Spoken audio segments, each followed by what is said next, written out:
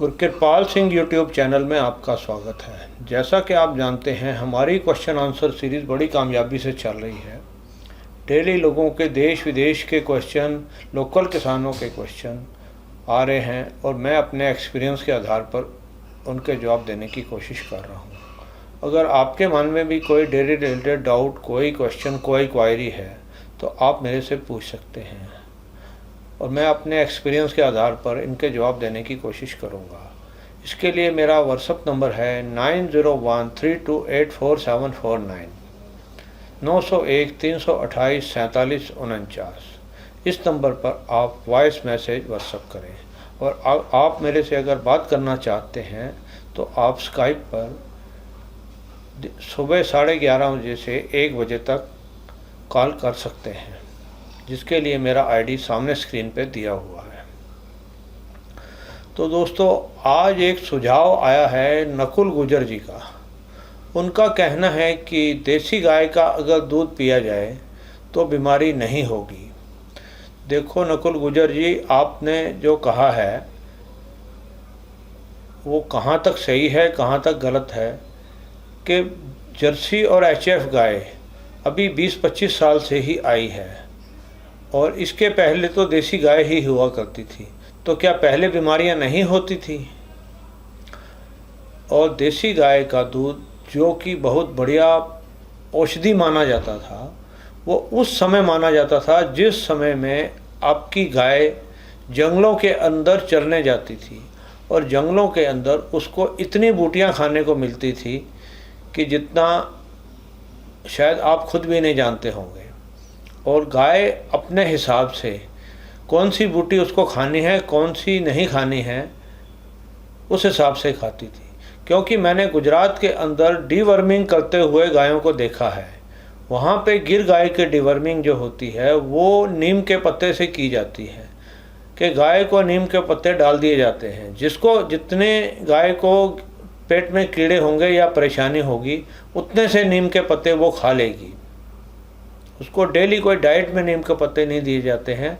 10-20 दिन में कभी नीम के पत्ते डाले जाते हैं और वो थोड़े से पत्ते खाकर साइड हो जाती है। तो इतनी ज्ञान गाय को भी होता है कि उसको कौन सी पत्ती खानी है, कौन सी नहीं खानी है। तो ये ज्ञान उसी टाइम पे चलता है जिस टाइम पे गाय जंगल के अंदर फ्री चरने जाती है। और आजकल लगभग सारे चरागाह बंद हो चुके हैं। आजकल गाय कोई भी घूमने नहीं जाती है तो कुछ एरिया के अंदर जाती है। और दूसरी बात, गाय हो, भैंस हो, बकरी हो, ये एक चक्की की तरीके से होती है कि चक्की में आप मक्का डालेंगे तो मक्का का आटा निकलेगा, गेहूं डालेंगे तो गेहूं का आटा निकलेगा। जैसा उसको खिलाएंगे, जैसा उसका चरागाह होगा, उस हिसाब से वो उस क्वालिटी का दूध वो देगी। इसकी इतनी बारीकी के ध्यान के अंदर कोई आज की तारीख में किसी को जानने की फुर्सत नहीं है और ना ही कोई इस बात को जानता है कि दूध में भी फ़र्क होता है कि जो गाय घर में बैठी हुई है उसका दूध और एक गाय जो जंगल में खुला चर के आ रही है, जिस जंगल के अंदर सब तरीके की जड़ी बूटियाँ मौजूद हैं, उस जंगल की, ना कि एक सूखे जंगल की जिसके अंदर के पेट भरने के लिए पत्ती भी नहीं है, तो हम उसको भी उसी के हिसाब से काउंट कर लेते हैं। इसलिए और दूसरी बात, बकरी का दूध जो कि डेंगू के लिए उपयोगी माना जाता है, तो डेंगू के उपयोग के लिए जब भी बकरी का दूध माना जाएगा कि बकरी जंगल में घूमने फिरने जाती हो। जो बकरी घर में बैठी रहती है, घर में बैठवा खाती है, उसके दूध के अंदर वो गुण कैसे आ सकते हैं, ये मेरी समझ से बाहर है। तो दोस्तों, अपनी क्वेश्चन आंसर सीरीज़ को आगे बढ़ाते हैं। तो आज का पहला क्वेश्चन लेते हैं। गुरुजी नमस्ते, मैं महाराष्ट्र से अनिल बोल रहा हूँ। सर जी, मैं डेयरी शुरू करना चाहता हूँ, मुझे एक बात बताइएगा। मैं डेयरी में एचएफ, देसी गाय और buffalo plus goats for milk basis पे करना चाहता हूँ, बट मुझे ये चारों एनिमल प्रकार में ऑर्गेनिक दूध की डेयरी बनाना चाहता हूँ। सर जी, क्या ये चीज़ पॉसिबल है? गुरुजी, पूरे भारतवर्ष में आपका डेयरी नॉलेज में बहुत बड़ा योगदान है। प्लीज़ मुझे मार्गदर्शन कीजिएगा।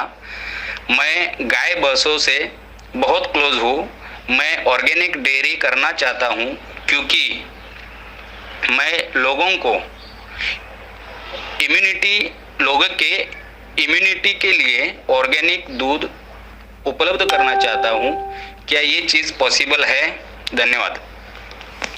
देखो भैया, आपने जो ये कहा है, मैं चारों चीज़ें रखना चाहता हूँ, गाय, बकरी, भैंस, ऐसा पॉसिबल नहीं है। एक चीज़ रख लें, चाहे बकरी रख लें या गाय रख लें। गाय और भैंस का कॉम्बिनेशन फिर भी बैठ जाता है, लेकिन बकरी का कॉम्बिनेशन इनके अंदर बिल्कुल नहीं बैठता है।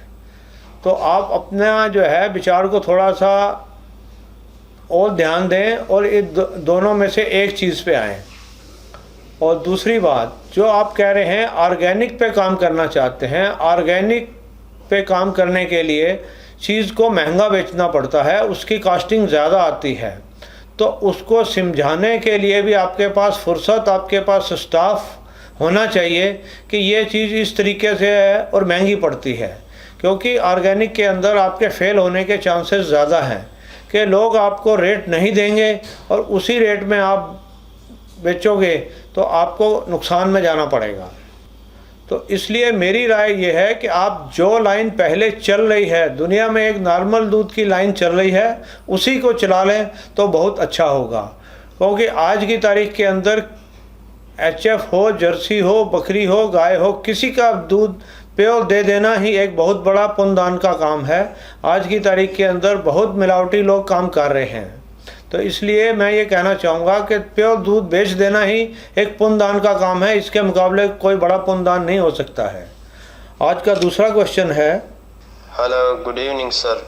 मेरा नाम अब्दुल रज़ाक है। मैं ईस्ट अफ्रीका में काम कर रहा हूँ और मैं मूल गुजरात का हूँ। मुझे थियोरी और प्रैक्टिकल दोनों की पूरी जानकारी है। तो क्या मैं अपनी डेयरी में खुद AI कर सकता हूँ? मेरा सवाल है, क्या इंपोर्टेड सीमेंट की बछड़ी को फिर से इंपोर्टेड सीमेंट लगाना चाहिए या लोकल सीमेंट? मेरा दूसरा क्वेश्चन है, NDDB की सीमेंट की अप्रोक्सीमेटली प्राइस क्या है? और बाकी सभी कंपनियों के प्राइस भी मैंने जानने की कोशिश की पर सफल नहीं हुआ। मैंने ABS वालों को, NDDB वालों को और SAG वालों को सबको ईमेल लिखने की कोशिश की पर कोई रिस्पांस नहीं मिला। आशा रखता हूँ आप मुझे रिप्लाई करेंगे। Thank you. देखो भैया, आपने जो है ये इसके रेट पे इतना ध्यान दिया है, ये इतनी कोई बड़ी बात नहीं है कि कितना भी रेट लग जाए उससे कोई फ़र्क इतना डेयरी के बजट पे नहीं पड़ता है।